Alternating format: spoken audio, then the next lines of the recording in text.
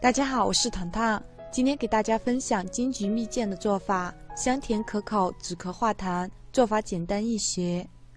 准备金桔1斤，冰糖150克，清水500毫升。金桔放入水中，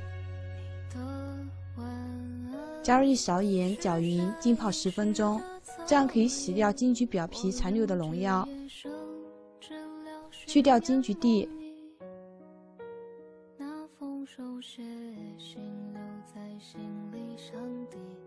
将金桔洗净，在金桔上切十字花刀，这样可以让金桔更入味。锅中倒入清水，放入冰糖和青桔，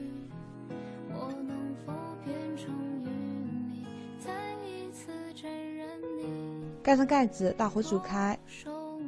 开后搅拌一下，转小火。盖上盖子，煮30至40分钟左右，煮至金桔表皮变透明。关火，将金桔装入密封罐中，盖上盖子，静置7、8个小时。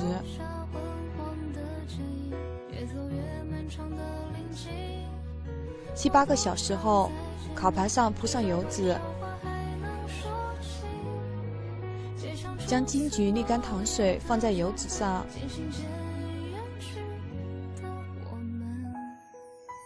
放入烤箱中层，上下管170度烤30分钟。